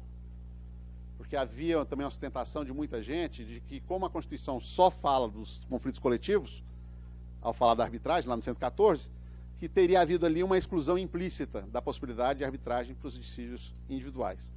Mas o Supremo não comprou essa tese e ele relega, então, à atenção do legislador ordinário essa questão. Tá? Então, a arbitragem é uma espécie de jurisdição, só que uma jurisdição que tem essa característica. Ela é centrada na voluntariedade, que não tem nada a ver com jurisdição voluntária, claro. Ou seja, o recurso à via arbitral depende das partes assim desejarem. E fazem isso de que forma? Através da chamada convenção de arbitragem. Convenção de arbitragem é um nome genérico que se dá a todo tipo de ajuste para solução arbitral dos conflitos submetidos, que poderiam ser submetidos ao Poder Judiciário. E essa convenção de arbitragem se divide em duas espécies: a cláusula compromissória e o compromisso arbitral. O que é a cláusula compromissória? é a convenção de arbitragem instituída em contrato e antes de surgido o conflito. Apesar do nome compromissório, fica parecendo um compromisso.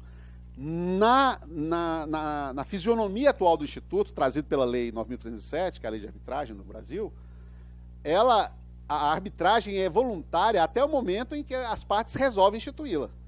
Uma vez instituída a cláusula compromissória, em princípio, eu não tenho como fugir mais do caminho da via arbitral.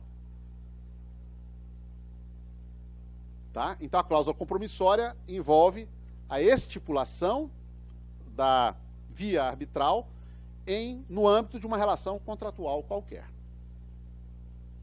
E a outra convenção de arbitragem é o compromisso arbitral, que pode ter duas significações jurídicas aqui.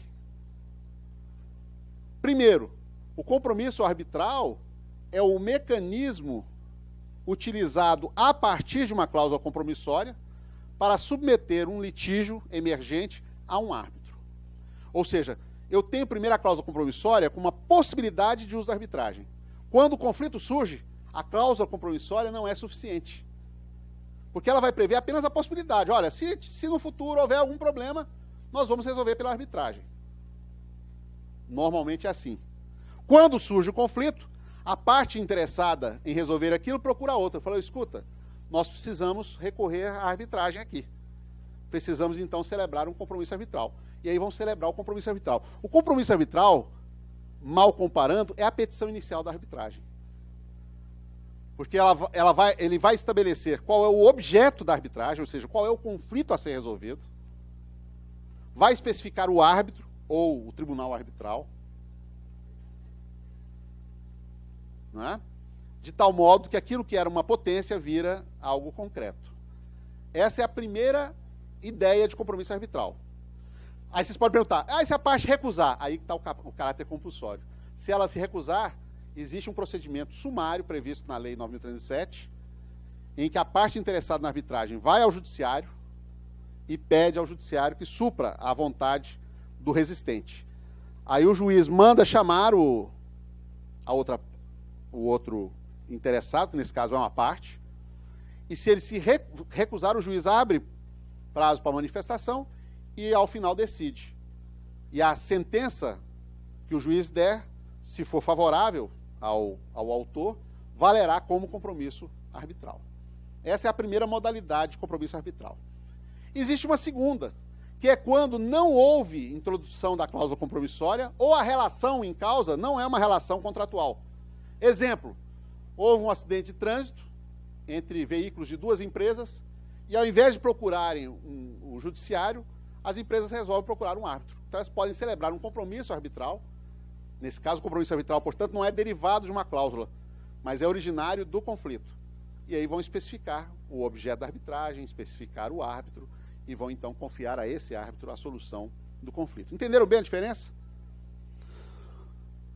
Curiosamente, o artigo 507A só fala da cláusula compromissória.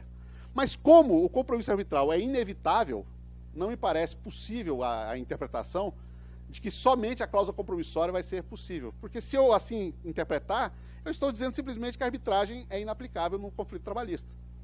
Porque não é a cláusula compromissória que vai ensejar a atuação do árbitro, mas o compromisso arbitral. Então, numa interpretação sistemática do Instituto, tá, não me parece que essa restrição seja significativa. Ok? Como eu disse, vou ter que passar um pouco rápido em relação a isso, com todo o nosso tempo que já foi embora. Agora, me parece relevante indicar pelo menos três aspectos.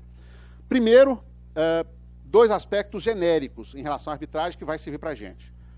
Embora a via arbitral seja uma via de exclusão da via judicial, tanto que ela gera a extinção do processo sem resolução do mérito, aliás, é a única preliminar do artigo 337 do CPC que não pode ser conhecido de ofício, o juiz tem que ser provocado em relação a ela, e isso vale para nós também, obviamente, porque não temos regras sobre isso. Embora, então, ela seja um canal de exclusão da via judicial, curiosamente, o Poder Judiciário pode ser chamado a todo instante para atuar em cooperação com a via arbitral. E a lei estabelece isso em diversos momentos. o judiciário como instrumento de apoio da arbitragem. Então, por exemplo, acabei de falar, se a parte se recusar, tendo assinado a cláusula compromissória, se recusar a celebrar o compromisso, o judiciário pode ser chamado para suprir aquela vontade. Houve um impasse quanto aos árbitros que atuarão. O judiciário pode ser chamado também para atuar. Uma testemunha é intimada pelo árbitro e não comparece.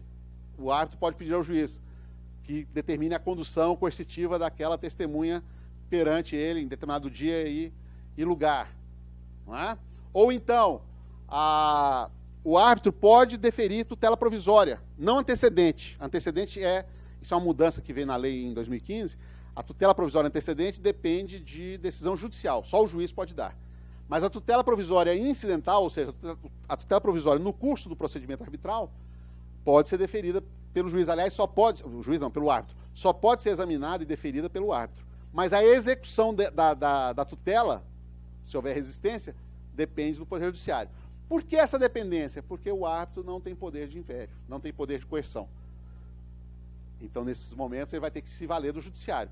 E isso tem muita importância em falar, porque a competência material para solução desses impasses é da justiça que seria competente para dirimir o conflito se judicializado estivesse. Então, se esses impasses se dão no âmbito de uma arbitragem trabalhista, somos nós da Justiça do Trabalho que temos, e só nós podemos resolver esse tipo de coisa. Isso, exatamente. E tem também, aliás, se fala o mais importante, a execução. Além de tudo isso, a execução. E aqui tem uma coisa muito curiosa, não é? A sentença arbitral é título executivo judicial. Parece uma excrescência, né? Mas se ela é extrajudicial, como é que ela é um título judicial? Se o procedimento é extrajudicial, como é que a sentença dele emanada é título executivo judicial? Eu acho que houve aí apenas um descuido, talvez terminológico. Obviamente que a sentença arbitral não é um título executivo judicial, porque não sai do Poder Judiciário, mas ela equipara ao título judicial. E por que essa equiparação, minha gente? Por uma razão muito singela. A matéria de embargos à execução fundada em título extrajudicial é infinita. A matéria de embargos à execução fundada em título judicial é finita, é limitada. Se eu não faço essa equivalência, essa equiparação que a lei faz, a arbitragem não valeria nada, porque eu poderia, na hora da execução, ressuscitar toda a discussão e querer do judiciário uma nova manifestação sobre aquilo. Não posso. Isso não é possível. Isso é muito importante. E aí entra no outro aspecto de controle judicial. Além do controle de apoio, nós temos o controle de invalidação. O Poder Judiciário pode ser chamado para invalidar a sentença arbitral. Mas ele não pode reformar a sentença arbitral. Ou a sentença arbitral vale ou não vale. Mas ela decidiu mal, ele analisou mal as provas, aplicou mal o direito. Esse era um risco que as partes assumiram ao escolher a via arbitral. A irrecorribilidade e a falibilidade das decisões, que não tem como ser corrigida. Pois não. Se precisa de tanta interferência judicial, se para cada espirro, qualquer incidente que surja no processo arbitral precisa do juiz, qual seria a vantagem, assim, em termos macro-jurídicos, de se adotar essa via? Só evitar que o juiz decida o mérito? Olha, enorme, eu te diria, enorme. É claro que, primeiro, quando a gente faz uma exposição sistematizada, a gente dá a impressão, então, de que o procedimento arbitral vai ser um procedimento absolutamente dependente, quase que viciado no Poder Judiciário. Mas é óbvio que isso vai depender de cada caso. Eu posso ter uma situação em que a todo momento vai haver incidentes exigentes de uma atuação do judiciário e posso ter outras situações em que isso não seja necessário. Mas eu lhe diria que há diversas vantagens. Primeiro, em relação à celeridade, porque eu não tenho a recorribilidade. Segundo, as partes podem escolher o direito aplicável. Eu posso escolher, por exemplo, o direito francês para resolver o meu caso. Ou os direitos de uma Câmara de Comércio, por exemplo. Genericamente, não estou falando só de trabalho aqui. Terceiro, o árbitro escolhido pode ser um especialista naquele tema. Eu não posso fazer isso na justiça. Imagine que você esteja com um caso que envolve uma acusação de contrafação quanto à originalidade de um programa de computador. O juiz não vai, a não ser que haja uma grande coincidência dele ser um expert em informática, ele vai ficar refém daquilo que o perito revelar para ele. No caso da arbitragem, não. Quarto, em assuntos estratégicos, claro que isso pode valer para outras situações menos honrosas e éticas, mas em assuntos estratégicos para determinados conglomerados empresariais, pode-se estabelecer cláusula de confidencialidade. E a arbitragem, então, resolver o problema sem que o grande público fique sabendo do que aconteceu. Então, há diversas situações que permitem dizer que a arbitragem pode ser interessante, sim, nesse aspecto. Tá? Nesse aspecto. É uma via interessante. Então, vejam que o Poder Judiciário, então, não fica alheio, pelo contrário, ele pode interferir, mas sempre com um controle ou de apoio ou de invalidação.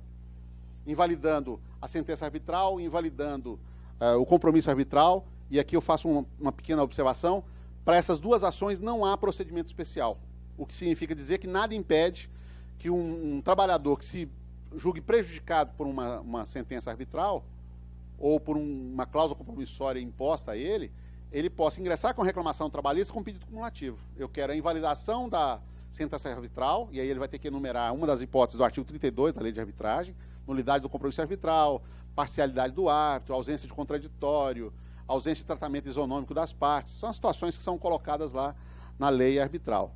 E pode cumulativamente pedir os direitos de uma reclamação comum. Né? Se ele for bem sucedido na invalidação, ele já pega a carona naquele processo.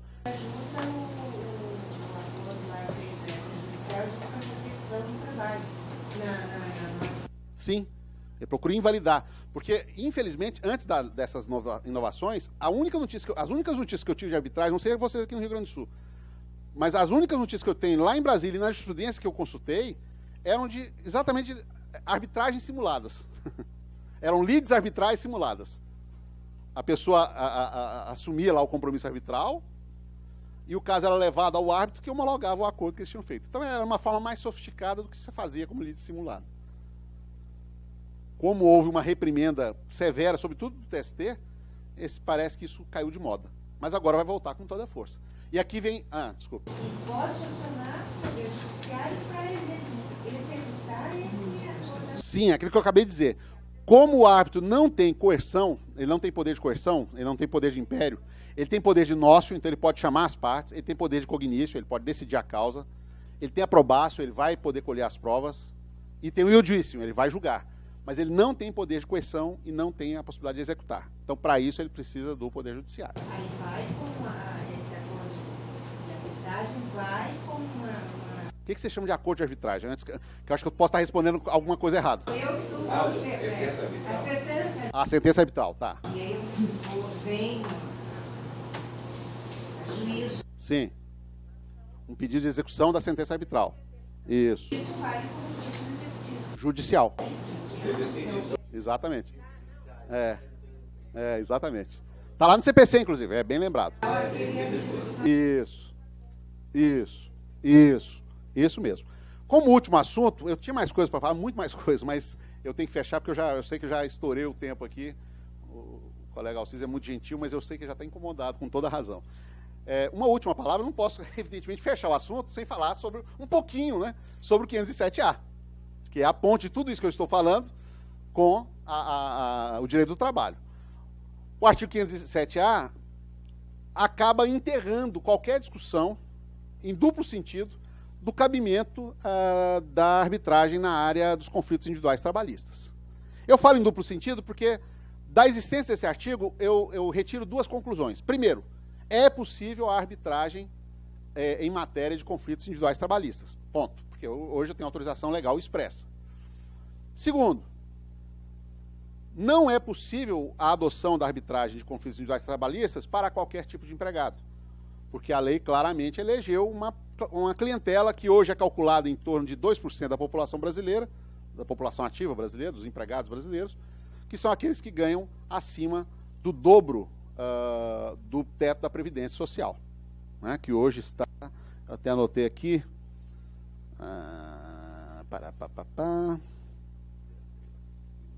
Poxa, eu tenho certeza que eu anotei isso aqui, cadê? É 5.079, é 11.678,90, é o dobro, né? Então, quem ganha acima disso pode ter os seus casos submetidos à arbitragem, desde que presente a cláusula compromissória, tá? Algumas últimas considerações em relação a isso. Ou cláusula, não, a cláusula compromissória, porque basta a cláusula, porque com a cláusula o compromisso... Não, sim, mas foi importante você ter colocado, eu acho que talvez não tenha deixado claro. Uma vez instituída a cláusula compromissória, a via arbitral é praticamente inevitável. Porque o compromisso, se for recusado, pode ser obtido judicialmente. Tá? Quando é que eu não vou conseguir? Tem duas hipóteses, basicamente. Primeira, eu consegui provar em juízo, eu como trabalhador, que fui coagido, que há uma nulidade, há um vício de consentimento na celebração daquela cláusula compromissória. Ou o meu salário não estava nesse patamar, e eles me obrigaram a assinar, por exemplo. Porque essa é a vantagem de estar legalizado. Hoje, qualquer arbitragem de empregado com uma remuneração inferior a esse valor, não vai valer. Não vai valer.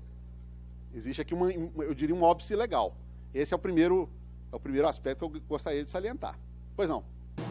Mas e aí, o trabalhador, no dizer do Coutinho Delgado, o trabalhador, um pouco, ele usa um termo jocoso, assim. Usaram a expressão hipersuficiente, que é uma expressão horrorosa.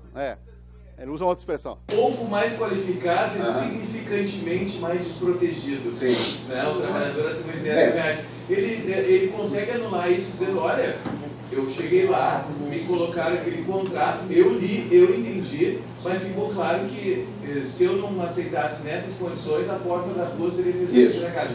Isso é suficiente para anular? Veja. Aqui é preciso dizer, o contrato de trabalho é um contrato de adesão, não é? Concordamos com isso? A não ser em caso de altíssimos empregados, que ele tenha condição de fato de negociar, o contrato de trabalho é um típico contrato de adesão. E para o contrato de adesão, a lei de arbitragem tem. Porque aí é que está o detalhe. O legislador não foi preguiçoso aqui. Porque ele colocou só um artigo. Mas por que não foi preguiçoso? Porque ele remeteu à lei 9.307. Então, acabou. Significa, primeiro, que não vai caber arbitragem sobre direitos indisponíveis, que é o artigo 1º da lei de arbitragem. E essa eu não vou nem entrar, porque aí nós vamos ficar aqui até a noite. Porque é uma discussão enorme do que seria efetivamente indisponível. Alguns autores estão sinalizando agora que as balizas do 611A e 611B poderiam nortear aonde você poderia ter arbitragem, aonde não. Tá? Esse é um aspecto. Agora, no que o colega colocou, no caso de contrato de adesão, a lei é expressa, dizendo o seguinte, que ela só vai valer em duas hipóteses. Ou quando o próprio vulnerável, o aderente, propuser, se ele propõe, tá? Ou se ele aceita em cláusula destacada no corpo do contrato ou em termo à parte. Pode ser um aditivo do contrato, por exemplo. Não é?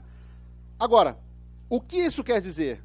Obviamente que, nos dois casos, eu estou partindo de uma premissa de uma manifestação livre da vontade. Se ele foi coagido ou chantageado, se acharem melhor, a fazer uma proposta de cláusula compromissória, com o formulário que a empresa entregou, ou com os dizeres que a empresa emprestou para ele, né? Essa vontade está viciada. Então, não é o fato dele ganhar mais que transforma a cláusula como uma cláusula blindada de qualquer questionamento. Claro que é sempre o problema. O problema é que, ao assinar a cláusula, ele entra na partida de futebol do processo com 1-0 contra já. Porque a prova existente é uma prova contrária ao interesse dele. E dificilmente dessa prova você vai poder arrancar algum elemento que empolgue, né, a existência de alguma invalidade. Então será necessário, de fato, construir algum instrumento de prova para que ele possa conseguir invalidar. Esse é o problema que temos. O segundo aspecto que eu pensei que ele fosse falar disso, o segundo aspecto que eu queria destacar, já me preparando para encerrar, que já fui longe nisso, é que, curiosamente, há uma afinidade entre as regras do 507A com o 444, parágrafo único. Né? Ambos falam de trabalhadores que mereceram do legislador um tratamento menos protetivo. Um que não pode buscar a Justiça do Trabalho, se houver uma cláusula compromissória, e o outro que poderá ter o prejuízo até de direitos de negociação coletiva. Só que, curiosamente, isso faz parte do assodamento do processo de elaboração da norma, curiosamente, os critérios não são homogêneos. O trabalhador do 444 não é o mesmo trabalhador do 507A. No 444, o salário dele terá que ser igual ou superior ao teto, ao dobro do teto da Previdência. Na arbitragem, a remuneração dele, que para nós tem uma diferença, nós estamos falando de um texto da CLT, então isso tem uma carga semântica totalmente diversa. No 507A, a remuneração acima do dobro do teto da Previdência é que propiciará. No 444, exige-se que ele tenha diploma de curso superior. No 507A, não. Então, curiosamente, são clientelas, embora próximas, mas não são idênticas. Eu posso ter, inclusive, eventualmente, um trabalhador cujo salário não chegue, o salário contratual, não chegue ao patamar do dobro do teto da Previdência, e por isso ele não vai ser alvejado pela precarização em matéria da prevalência do que ele negociar diretamente com o empregador, mas poderá sujeitar o seu conflito à arbitragem se os adicionais que ele receber superarem, somado com o salário, o dobro do teto da Previdência. Ou seja, há aqui uma clara solução assistêmica, né? Porque evidentemente que a ideia é que esses trabalhadores fossem os mesmos. Faltou aqui uma mínima técnica, bastava dizer, por exemplo, no 507A, o empregado de que trata o parágrafo único do artigo 444 poderá ter poderá celebrar a cláusula compromissória na forma da lei. Não estava resolvido. Mas criou-se uma dicotomia de tratamento muito esdrúxula, eu diria. Né? Então, em linhas gerais, gente, são essas as colocações que eu queria fazer. Eu já disponibilizei, já autorizei para o pessoal da escola, tanto que eu vi o colega aqui fotografando, mas eu já disponibilizei tanto as telas quanto esse roteiro que eu utilizei. Não é um texto, basicamente, mas ele é a sistematização, inclusive com alguns buracos que eu tive que produzir aqui, para não furtar vocês as perguntas, que eu acho que é muito mais importante a gente discutir aquilo que vocês tenham dúvida, até porque todas as perguntas foram pertinentes ao tema, né? E aí vocês poderão consultar e se valer. E tem também, eu acho que eu não coloquei aqui, mas se a escola puder encaminhar também, eu já agradeço, o meu e-mail para se alguém quiser trocar alguma ideia, alguma dúvida, ou conversar sobre alguma coisa, ou pedir algum material, porque, curiosamente, talvez vocês não saibam, mas uma das primeiras pessoas a escrever sobre arbitragem trabalhista no Brasil fui eu. Por conta de um CONAMAT, na época, foi uma briga enorme, porque eu levei uma tese sobre a impossibilidade de uso da arbitragem na área dos conflitos trabalhistas individuais, né? E é um assunto, portanto, que me persegue há alguns anos. E é engraçado como, depois de tanto tempo, a novidade antiga se reacende, né? E eu espero aí que eu tenha conseguido passar para vocês, pelo menos, alguma coisa de útil em relação a esse novo panorama criado por os mecanismos de solução de conflitos não usuais, né? É engraçado, só para encerrar, que, curiosamente, a CLT parece que adivinhou o seu futuro. Porque, não sei se lembram, existe uma disposição do texto original da CLT, que é o artigo 764, parágrafo 2º, que diz o seguinte, que, frustrado o juízo conciliatório, converter-se-á em juízo arbitral. Então, é engraçado que, embora a CLT não tratasse de arbitragem, é claro que ali houve um uso espúrio da expressão, querendo significar que da conciliação eu passo para a jurisdição, não é? Mas nós temos aí uma relação antiga, um diálogo antigo com essa história de arbitragem, apesar de ser uma relação de amor e ódio, né? E que agora é alterada de forma profunda por conta da reforma trabalhista. Não, e era administrativo também, né? Justificava essa ideia. Eu queria agradecer a vocês, muito obrigado.